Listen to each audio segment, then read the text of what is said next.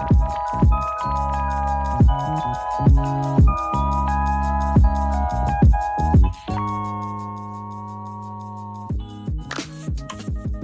right, friends, we are back for another session with my bestie, Regina, of Regina Roche Consulting. Today we are, we're planning on a deep dive, but today's kind of the intro to the deep dive on narcissistic abuse recovery. Regina's been real active on her TikTok and social media, posting different discussions over narcissistic abuse recovery, so you can find a lot of really great content there.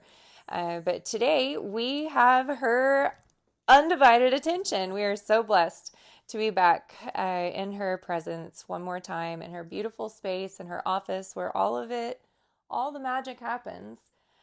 She is a licensed practicing counselor. She also does private consulting for anybody ready to live their best life, basically. That's what she provides. It's pretty amazing. So, without further ado, here is Regina. I want you to kind of just walk us through, your background, your experience, and what qualifies you to, other than personal experience, to talk about this particular subject. Okay. Well, first of all, thank you so much for that very warm welcome. Aww. That really makes my heart happy. I have been in trauma my entire career. I started out working in a facility providing services to victims of domestic violence and sexual assault, and that would include keeping training going for a bank of volunteers and working the hotline and saving women in the middle of the night and these kinds of things. And so I have seen narcissistic abuse and the results of narcissistic abuse my entire career. And my most heartbreaking cases are when a parent, usually a mom, sometimes a dad, comes in with their children and they're talking about having this full-blown narcissistic ex-spouse that's wreaking havoc in the family, constantly in and out of court and battling over child support, custody issues, constantly playing the children as pawns and games, that trying to get back at mom through the children, not allowing the children to have anything from home, so they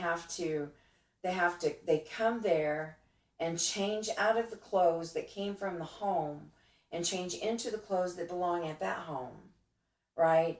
They can't bring toys from one home to the other. I mean, it's just really ridiculous. And the children are the ones that are paying the price. Yeah, because it's not the child's best interest. No, exactly. And so I literally end up having to teach the children how to survive their crazy parent and teach the mom how to support their children while surviving their crazy parent. It is heartbreaking. Gosh. So yes, I have seen narcissism my entire career, and it is really a devastating affliction, and I think it is a product of the indoctrination on this planet, but that is a whole nother podcast. Yes. So, the first thing that I really feel strongly about when we start these conversations is to keep the safety of our listeners in mind. And so with that, I want to say that if anyone listening to this podcast is currently struggling in an abusive narcissistic relationship, you need to do whatever necessary to ensure your safety and the safety of any children that are involved. So here's what I strongly encourage. First of all, find yourself some support. Get a really good therapist. The second thing that I want to say to you. Pause for just a second. If you are looking for guidance on how to pick a good therapist, our previous episode, you can definitely find some really good tips there. So go ahead. Sorry. Well, and in looking for that kind of help, Psychology Today, and reach out to your local resources. And you can even put out posts on women's groups on Facebook, getting recommendations for who's really good in the field. But look for your support groups. There's tons of support groups online, on Facebook and those kinds of things. But you are the expert in your own life. Mm. Don't let your grandma or your mama or your best friend talk you into cutting the rope and running, because that might not be the safest thing for you to do, because that is the most dangerous moment for women who are getting away from an abusive narcissistic. Mm-hmm. is when they leave. That's the most dangerous time. So you have to be the choreographer here, right? Get yourself a support network. One of the things that you need to do is to secure someplace to flee, even if that means your local shelter. To call, set it up, and say, I'm planning to leave Friday night after he leaves for work. Mm-hmm. I've got all this stuff lined out and ready to go. Mm-hmm. Right? Okay, so what is it that you need to line out and get ready to go? Mm-hmm. This is what I call building the stepping stones, creating your pathway out. And the first order of business is to begin to gather what you're going to need if you get out on your own. Great idea. You're going to need checks to the checking account. Or you're going to need to stash away enough money to open your own checking account in private, in secret. Stow away as much cash as you can. You need to pack a bag for yourself and children. Have at least 3 changes of clothing, because you just have no idea what's coming. Mm-hmm.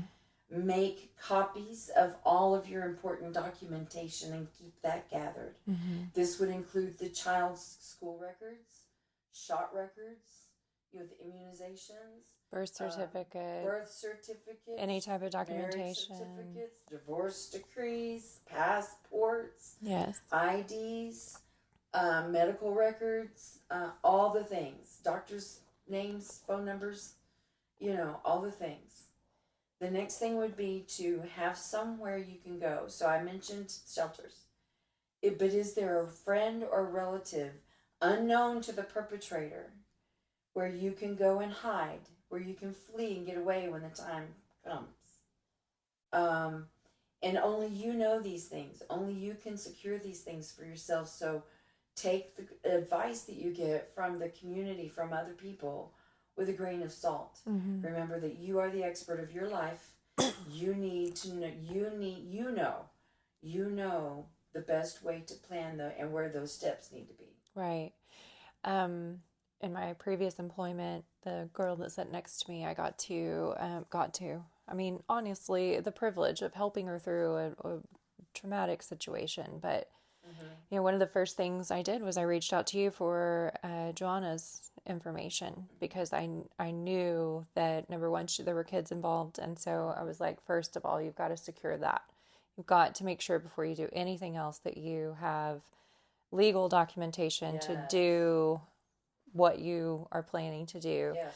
The next thing she did was she would just use her lunch hour to, look for apartments and, different things like that. But that was the biggest thing to me, because I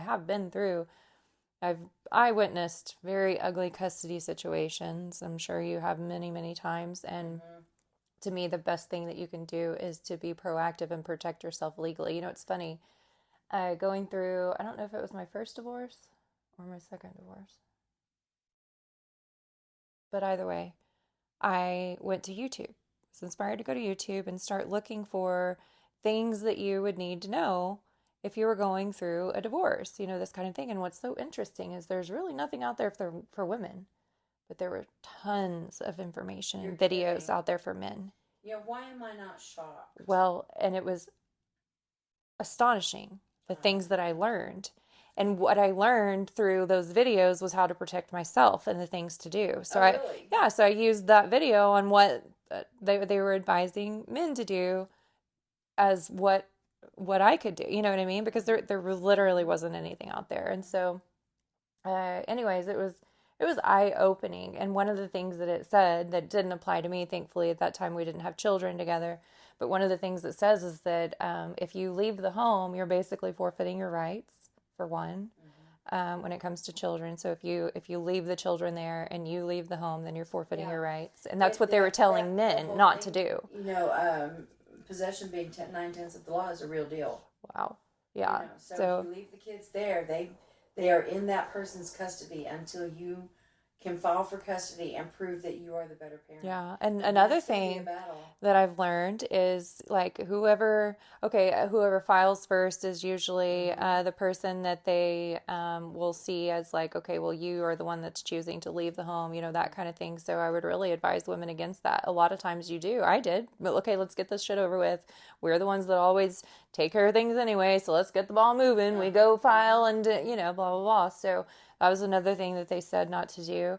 It was really, really eye-opening, the things that they said not to do and all of that. But yeah, A woman, it leaves her situation an average of 7 times before she's able to get away for good. And and why is that though? why is that? And And why do they go back? Why did I go back why 7 do they go times? back 7 times? Well, it's because of the deceit, okay? The game that the narcissist plays, the psychological warfare that happens in a narcissistic relationship is off the charts most of the time. And so let me just kind of break it down for you. Defining narcissism is like nailing jello to the wall. It really is very ambiguous and hard to define. But we're going to talk about it, and I'm going to break it down for you. The narcissist starts out, first of all, in the process of getting to know you, and you're going to be one of these open, probably codependent, but open-hearted, genuine people that want to connect. And so you begin to open up about who you are, what you like, what you don't like. And they use it all against what you. your interests are, and they begin to build the database with that information. And they begin to use that information and create a character that is going to be attractive to you, because they're going to build this facade of this character that enjoys the same things you enjoy, uses the same language that you use, the same philosophies that you have. They take all of that on themselves, reflect it back to you, and create this beautiful connection between two people that it feels supernatural. And you fall head over heels in love. You see this tremendous gloriousness. Future timeline. This potential that is just breathtaking, right?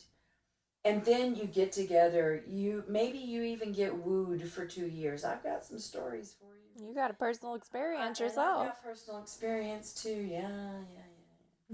And so then you get wooed. The love bombing starts. He's laid the groundwork with matching your energy, matching your personality. Now he's going to lay on a layer of sweetness. There's going to be little sweet good morning beautiful texts. There's going to be the sweet little I hope you're having a wonderful lunch with your friend Arlene. There's going to be the wonderful afternoon, only 2 hours to go, my love. I hope you're having a beautiful afternoon. Then he starts kind of really keeping up with where you're going, who you're with, and he seems so just concerned and interested, and I just want to know. And all the while, you're falling in love with this beautiful character that he's painted for you, this beautiful life that you see unfolding. And then you get connected. You get to that place where you're either getting engaged, moving in, maybe you're already moving in. You probably had sex way too early, so now you're already sexually bonded. And so you start getting in there, okay, so all of the things that the narcissist was attracted to you for now becomes something he's very jealous of, because he knows he does not have the capacity to attain those things. That's when he begins to get possessive. The sweetness wears off.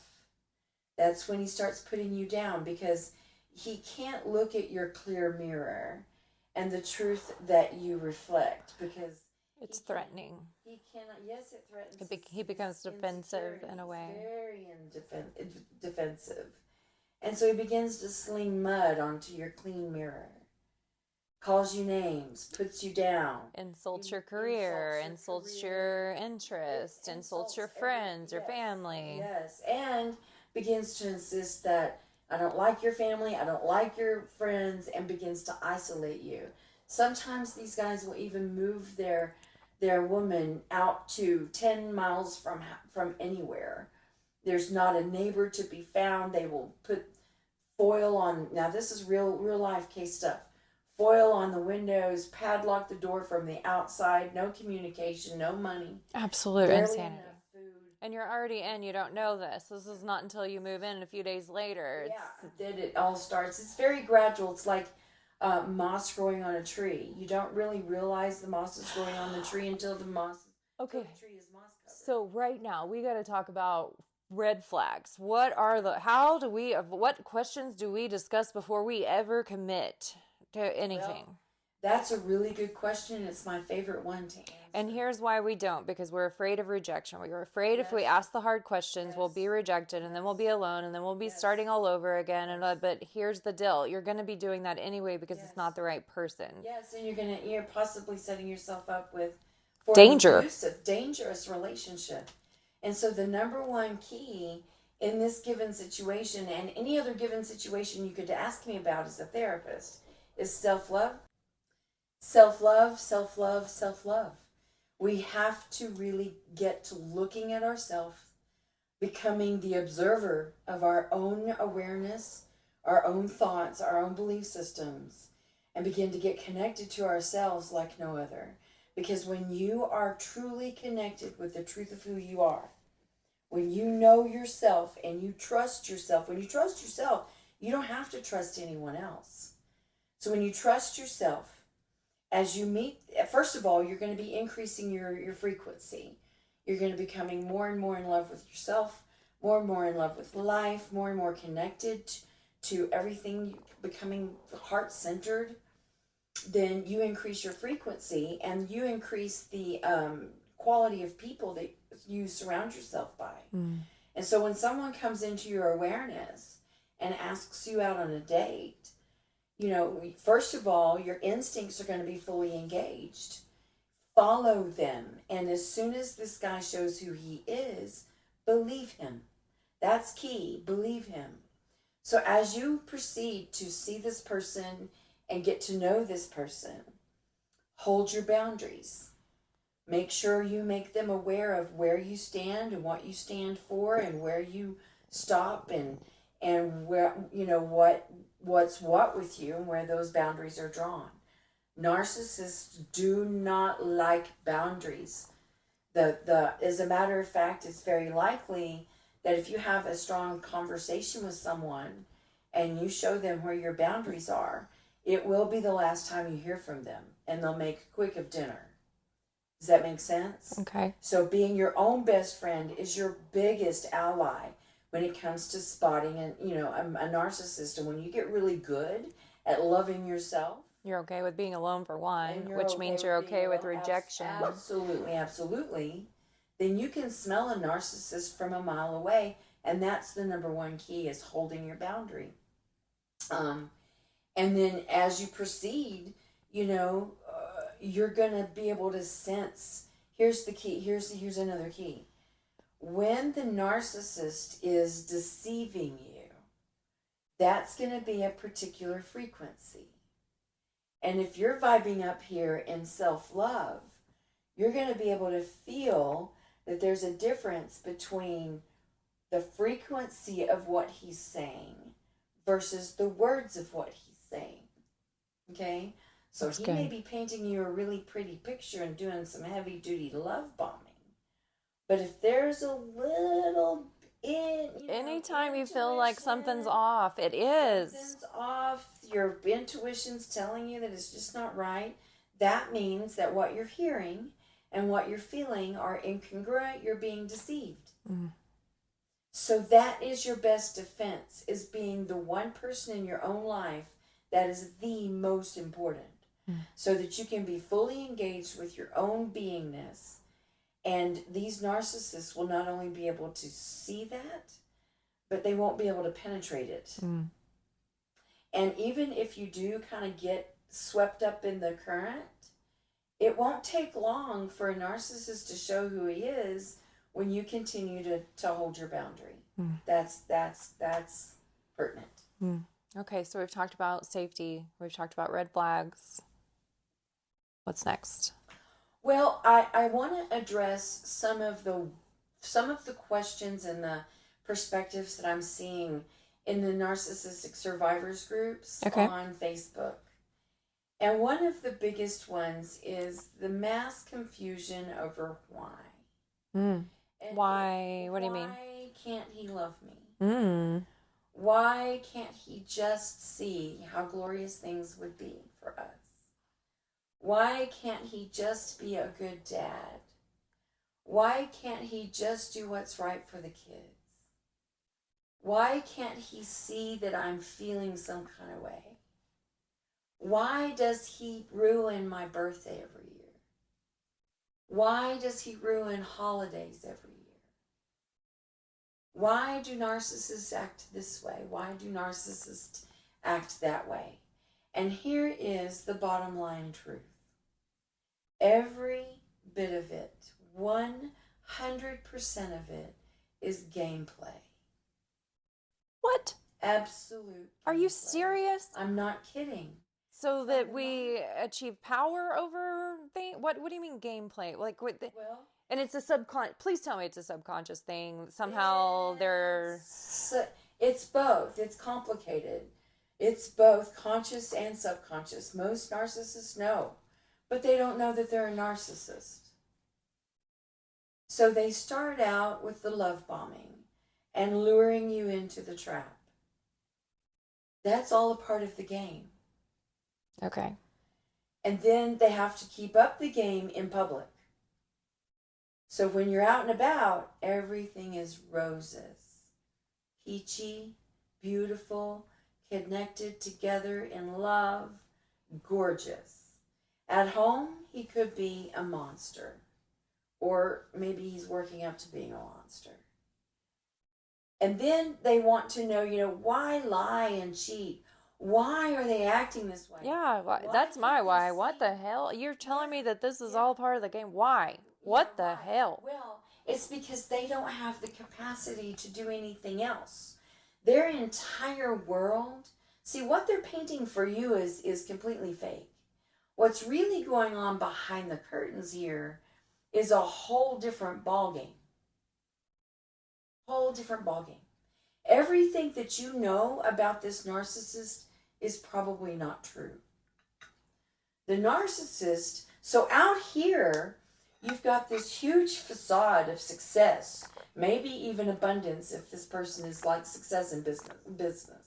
Maybe he's the deacon in his church and he's well established in his community and he's very popular. And so in order to keep up the pretenses, if he's a wife beater, he's not going to put any bruises on her that could show. So she's going to have a lot of rib cage damage probably.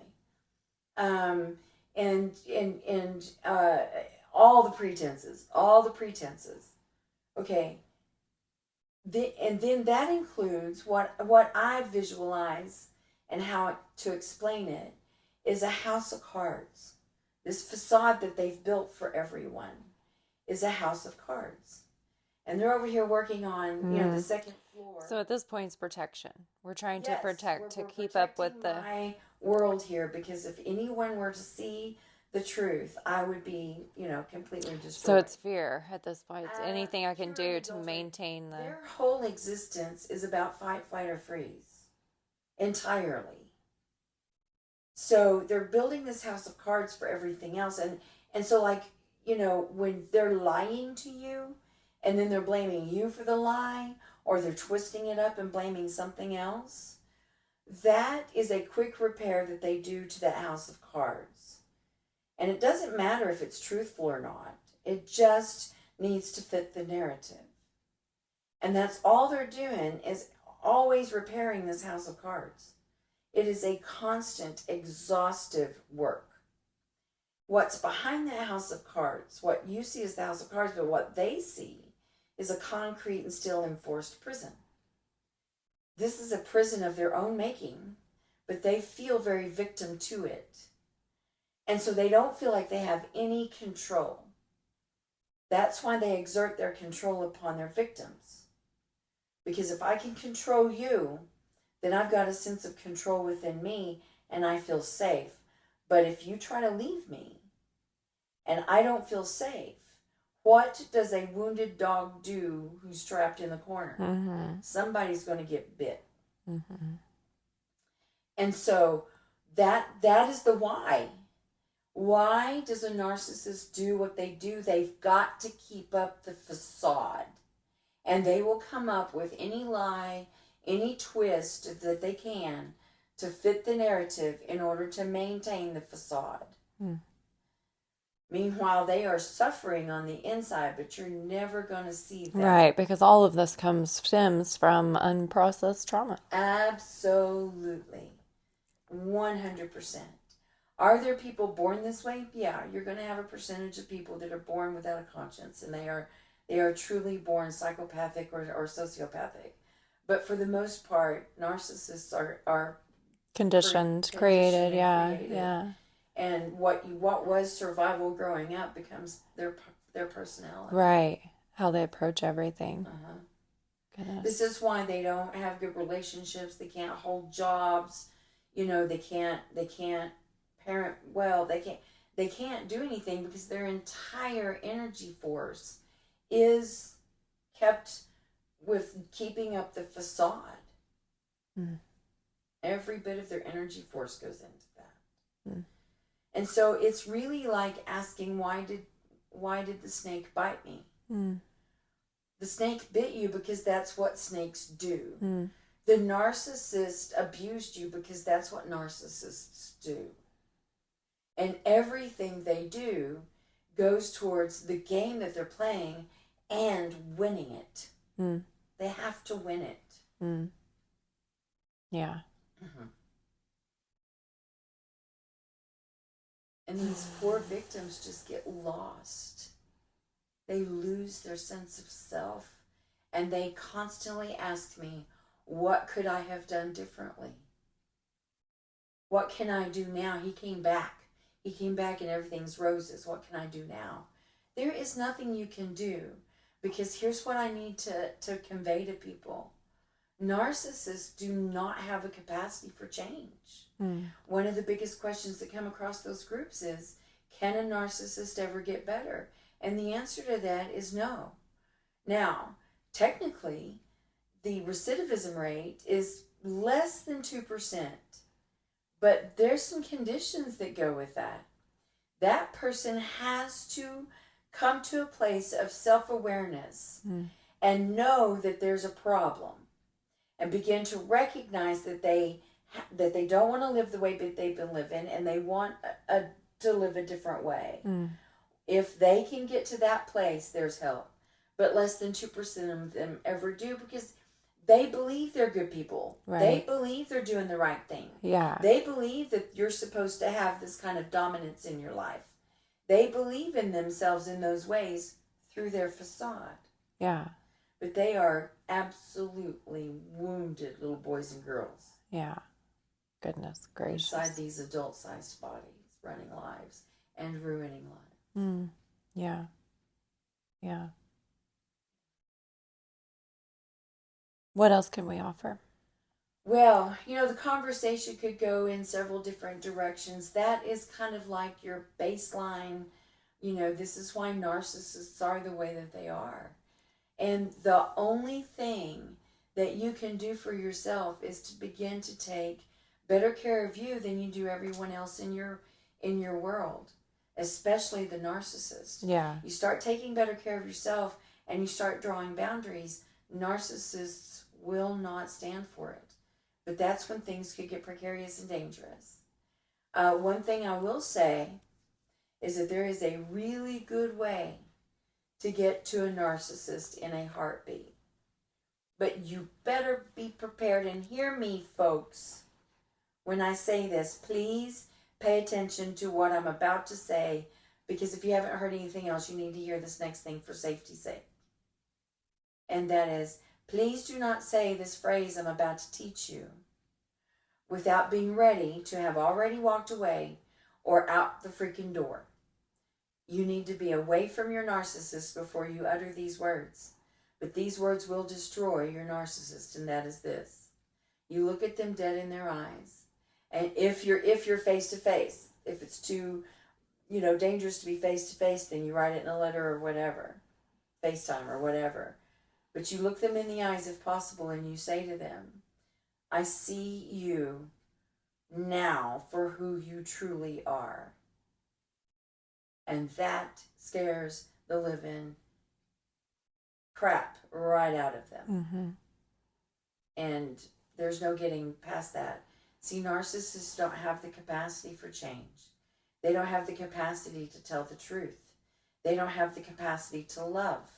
They can pretend to love. The character they create is loving, but they don't have the true capacity. Mm-hmm. This is someone who has a full-blown narcissistic personality disorder. Not all narcissistic personalities are at the level of disorder either, but the worst of the worst are. Absolutely. We can all have narcissistic tendencies, but... Well, when you're born in a narcissistic world, all of our systems are narcissistic by nature. Another podcast again. But what are you going to create with narcissistic systems but narcissistic and codependent people? Mm-hmm. And why am I drawn to them? Why am I attracted to them? Well, it's your angelic heart. It is your human heart. It is your compassionate heart. And you cannot blame yourself for being a loving person. Right. And you meet this facade. You're not meeting the person. The person is a wounded little boy. You're meeting a facade that's telling you a story, that is painting you a picture that's not true. But you fall in love with this person's energy. You fall in love with that facade. You fall in love with the potential. And you see yourself reaching this potential with this person. But they do not have the capacity to reach that potential on any level. Yeah. Yeah. They just don't. Yeah. And so it's never about you. That's the other thing. You're taking it personally, and that's what they want you to do. Right. But it's not about you. It's about them keeping up the facade. Mm-hmm. They're working tirelessly to keep up that facade so that they can stay feeling protected in their concrete, steel-enforced prison. Yeah. So I always like to offer, some type of takeaway, skill, tool, something that you can use right now to be effective, make an impact. Yes. And so what I want to say first is get yourself a pencil and a piece of paper, because I'm going to give you a phone number to the National Domestic Violence Hotline. And that number can get you, if they don't know the answer to your question, they can direct you to services in your area. So if you're ready with your pencil and paper, this is the number to the National Domestic Violence Hotline, available 24 hours a day, 7 days a week. And that number is as follows. It is 800-800-799-7233. Again, I'll repeat. The National Domestic Violence Hotline number is 800-799-7233. And what I want to say that I feel like is the most important takeaway from this conversation is that you have got to make your own pathway out and find your tribe. Build a network, find a connection, find an attachment, find a safe place to land, and begin to build your pathway out of that dangerous situation and get some support underneath you, that is the place to start. Right. And that national hotline number can direct you to services in your area. What can we do now? Okay, so while I'm building my plan, what can I do on a day-to-day, sometime moment by moment basis to manage what I'm experiencing?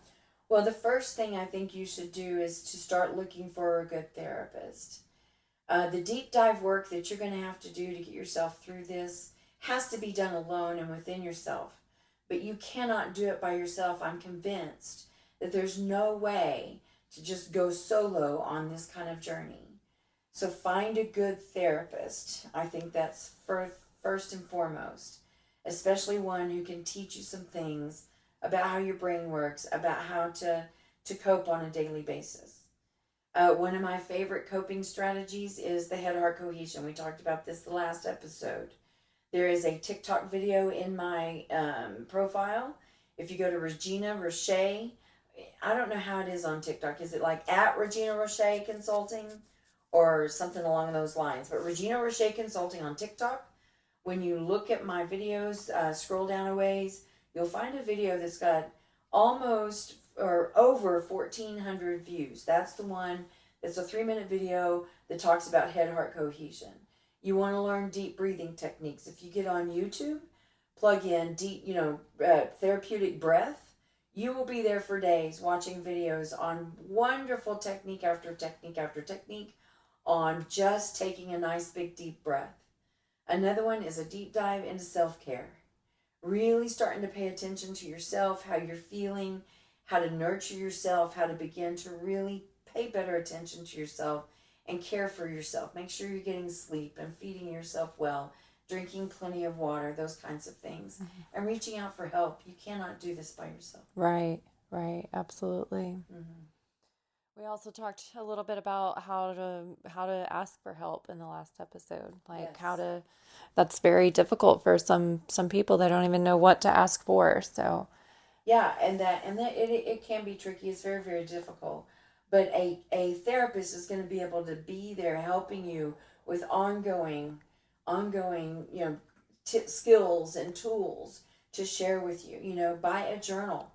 Start keeping some notes and writing your feelings down. If you don't have anyone else to talk to, put it in a journal, and that can be something you can refer to later when you do find a therapist to process through all of that stuff.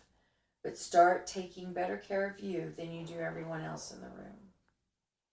and to those, we're giving things that you can do also in addition to therapy, or if you don't have therapy, that kind of thing.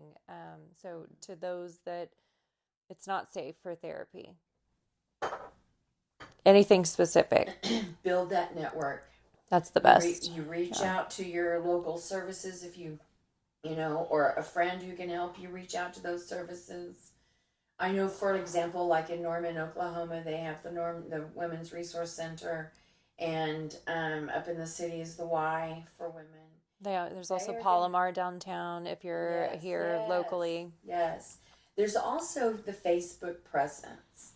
If you get on Facebook and you search out domestic violence support groups, you're going to be able to find Oklahoma-based groups or wherever your local area is, and begin to get connected with that kind of support.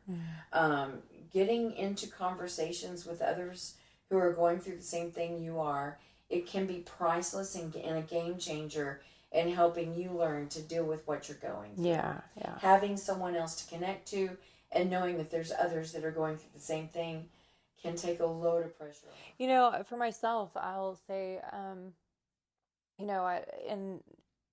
the times that I haven't had a therapist, or in the times that I haven't been active in therapy, or, employing those skills that I've learned definitely helps. But, journaling has helped. But for me, and maybe you're not a person that is, wants to put your stuff out there. I totally get it. But I can tell you, I've had my blog online since 2020, and other than you and maybe my daughter, maybe another friend, has never even seen my blog. Right. So my point is that, you may be fearful of getting found or whatever. But I mean, this has been a huge outlet for me, and that's why I'm doing podcasts, because there are so many of these life experiences and skills that I've learned, and things that, you know, we have to talk about these things. I am comfortable I'm so fed up that I'm Yes. comfortable. That's why I'm Yes. comfortable. I'm not a person, I'm not an extrovert. I am much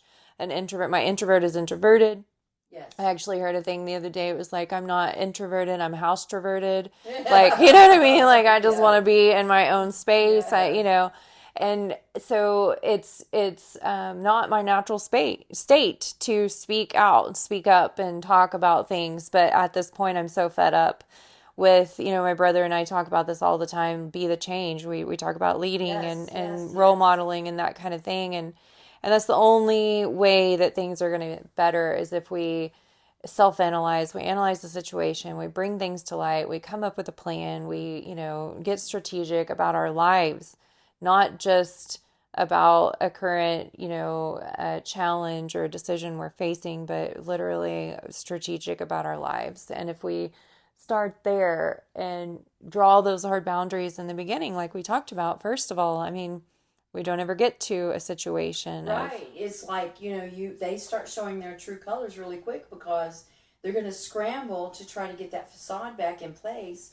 and gain control over the situation. They do not like boundaries. yeah, So you hold tight to your boundaries and you're golden. yeah, yeah. You're golden. Awesome. So, okay, well, we are coming up on about 45 minutes in. Is there any last anything, or, you know, that we want to touch on to include in this episode? Yes, ma'am. I always have more to say. As you have said, your introverted is introverted. My extroverted is extroverted. So I always have more to say, and this is what I want to end on. You are worthy. You are enough, just as you are. Yeah. And the lies this man or the lies this person has fed into your mind, The gaslighting. is gaslighting, it's lying, it's deceit, it's not true. And you can feel it if you're connected to yourself. So the only way to really truly get perspective and begin the process of change and healing is to look at yourself and begin to be the person that is the most important in your own life. Begin to care for yourself like you would your sister, like you would your mama, like you would your best friend. Nurture yourself and heal yourself through this. And through the gratitude of healing, you will get clarity. Follow your instincts, follow your inspirations, and pull yourself out of that situation. Reach for help. Don't be afraid to ask for help. Get some connections. Find a place to land. Get together your documentation. Get together as much cash as you can get. Get together pack a bag for you and the children for 3 days at least. And, any supplies that you might need. If you have a baby, pack that pump. Whatever it is that you might need. But start taking better care of you. Okay, back to that friend that I helped, that coworker. So one of the things that she did was she did have the luxury of him working out of town and, you know, that kind of things. And so anytime he was out, she would pack up things that he wouldn't notice. Yes. Anything that he wouldn't notice, she would pack it up. She would store it in the kids' closet, anywhere that he would never go, you know, that kind of thing. Yes. Or she would take it to the friend's house, whatever. Yes, exactly. Yeah, we would make sure that, you know, anything that she was removing was not noticeable. Yes. And then that way she got it down. She got it all the way down to really only the big things that she would need. Got it to where he left for work one day, had the whole thing orchestrated with friends moving and not all scheduled and ready to go. They pulled up, they loaded up everything they needed. She moved into her apartment. He didn't have a clue where it was. Didn't even have a clue she was doing it. And she was protected legally. Yes. Yeah. And look at the network she had around her to do that. Yeah. You know, I often say to people, Jennifer, on a final note, you have to get sick and tired of being sick and tired, and then you'll be ready for change. Yeah. So you deserve it. You are worthy, you are enough, and you deserve it. You are worth the effort to put in the work to get yourself into a safe place. And you can do it. I have done this Yes. twice. I have Yes. left a not great a relationship the first time. It was actually the easiest thing I've ever done in my life is divorce my first husband. Second was not so easy. It was Yeah. actually the exact opposite. And I just want to sit here and tell you, as number one, we think of like the ultimate challenge as being like cancer. That diagnosis is, oh my gosh, what, there isn't anything bigger to overcome, right? Right. And I can tell you firsthand, as a stage 4 metastatic breast cancer survivor, that you can literally, don't give your power away, take it back. We literally do not need anything outside of ourselves. If you just hold on to that, you have the confidence to do anything. Just realize, just believe that it is going to be okay. Yes, it's going to be hard. Yes, it's going to be difficult. It can be less difficult if you approach it in a way of, this is a rebirth, this is freedom, this is liberating. Yeah, speaking life over the situation and not seeing it as, oh, well, it's me, here I am, another time, I got to start over, and all the things. Like the focus, stay focused on the positive and believe that you can overcome this. You will. Everyone is going to be okay. It can be done. And if you focus on that rather than the potential negative outcomes, then it probably will go a lot smoother than you're anticipating. Absolutely. And reach out for help. Yeah. Reach out for help. Yeah. Awesome. 800-799-7233 is the National Domestic Violence Hotline. 1-800-799-7233. Thank you so much for your time and attention, your invitation, Miss Jennifer. I appreciate being here. And I am blessed. Oh, I am too. We're so blessed by you. One more time, where can we find you on social media? I know you're probably more active on TikTok than anywhere, and it's Regina Roche Consulting. Regina Roche Consulting, and reginarocheconsulting.com is my website. Awesome. Yes. Awesome. I can't wait for our next episode. Oh, me too. This is so much fun. Thank you so much. Absolutely. Thank you so much. I know, I've said it 100 times and I'll continue. Even if we just help one person. Like I said earlier, I was alluding to like the blog online and doing these podcasts. This is therapy for me. This helps me get through life. You know what I mean? So, yes, if anything, we're helping me. Sorry to be selfish, but no, but even if we can just help one, that's what this is about. I love you.